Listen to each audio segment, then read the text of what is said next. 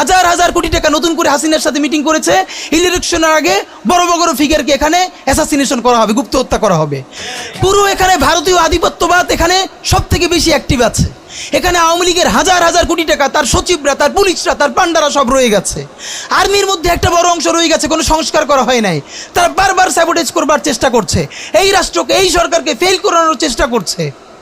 তো আপনি মুক্তিযুদ্ধের পরে যে ৩-৪ বছর এই রকম রাহাজানি হয়েছে, সেটাকে যদি অটকুন দিতে পারেন যে নতুন রাষ্ট্র গঠনের আগে এই ঝামেলাটা হয়, তাহলে এই যে নতুন বাংলাদেশের স্বপ্নের মধ্যে এইগুলোকে আপনি বড় করে মপ করে ফ্রেমিং করেন, আপনি এই জবান যে আপনার না, এই জবান যে দিল্লির জবান, ভারতীয় আধিপত্যবাদের জবান, সেইটা বুঝতে আমাদের পিএইচডি করা লাগে না।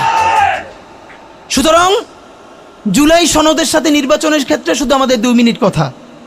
নির্বাচন হতে হবে। আমি একটু ভদ্রতার সাথে এবং শ্রদ্ধার সাথে বিনয় আমি জানাচ্ছি যে ভাইরা যেটা বলেছেন সকল দল মিলে আগামী 20 বছর নির্বাচন না হোক, না, এটা আমরা চাই না। আমরা নির্বাচন চাই। মানুষ গত 16 বছরে ভোট দিতে পারে নাই। মানুষ আনন্দ নিয়া শীতের সকালে বাচ্চা কাচ্চাকে কুয়াশার মধ্যে লাইন দিয়ে দাঁড়াই থাকবে, ভোট দিবে। আমরা সেই বাংলাদেশ দেখতে চাই। আমরা নির্বাচন চাই, নির্বাচন হতেই হবে। এই নির্বাচনকে বানচাল করবার জন্য দিল্লি থেকে শুরু করে আওয়ামী লীগ হাজার হাজার কোটি টাকা নতুন করে এখানে বিনিয়োগ করছে। নির্বাচন লাগবে। তবে আমাদের প্রশ্ন হলো, সেই নির্বাচনের ম্যান্ডেট হবে কি? এখানেই আমাদের কথা। কোনো ধরনের আপোষ ছাড়াই নতুন নির্বাচন হইতে হবে জুলাই সনদের ভিত্তিতে। এইটাই আমাদের কথা।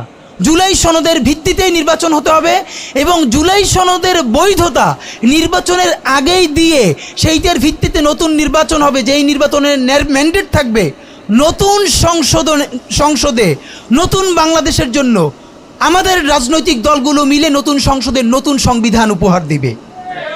যেই সংবিধান 72-এর বাকশালী সংবিধান, ফ্যাসিবাদী সংবিধান, যেই সংবিধানের কোনো ম্যান্ডেট ছিল না বাংলাদেশ রাষ্ট্রের সংবিধান করবার, কারণ তারা পাকিস্তান রাষ্ট্রের মধ্যে শপথ নিয়ে পাকিস্তান রাষ্ট্রের জন্য সংবিধান প্রণয়নের কথা বলেছিলেন, কিন্তু বাংলাদেশ রাষ্ট্রের কোনো ম্যান্ডেট তাদের কাছে ছিল না। তারপরে তারা সংবিধান রচনা করেছেন, এরপরেও তারা একটা সেই সংবিধানকে লেজিটিমেট করবার জন্য একটা গণভোট দেন নাই।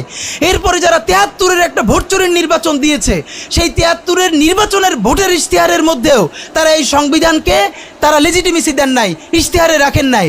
সেই সংবিধানকে যুগের পরে যুগ আমরা বয়ে বেড়াবো, সেই দায়বদ্ধতা তো আমাদের নাই। এবং সেই সংবিধান কেমন ফ্যাসিস্ট সংবিধান করা হয়েছে, যেইটার সাংবিধানিক ভিত্তি দিয়েই আপনি একটা কথা বলতে পারবেন। এই যে সবাই বলে আইনের কথা, বলেন তো পারলে একটা কথা, হাসিনা কোনটা বেআইনি কাজ করছে? না, হাসিনা একটাও বেআইনি কাজ করে নাই। সে সমস্ত হত্যা, গুম, খুন এই সংবিধানের আইনের ভিত্তিতেই করছে। সে এই সংবিধানকে ডাস্টবিন বানিয়ে তত্ত্বাবধায়ক সরকার বাতিল করেছে, যা ইচ্ছে করে তাই করেছে। এবার তো সে তো বেআইনি কিছু করে নাই, কথা তো সত্য। আমার বিএনপির ভাইদের প্রতি শুধু একটা আফসোস লাগে, কারো কারো দেখি 72-এর সংবিধানের প্রতি তাদের কি গভীর প্রেম। যেই সংবিধানের মধ্য দিয়ে বাকশাল এসেছে, যেই সংবিধান গণতন্ত্র হত্যা করেছে। আজকে বিএনপির ভাইদেরকে একটা কথা বলি, আপনারা হয়তো অনেকে জানেনও না। পৃথিবীতে দ্বিতীয় ইতিহাস আছে কিনা মান্না ভাই জানলে বলবেন, আমি ভাইয়ের কাছ থেকে শুনতে চাইব। জিয়াউর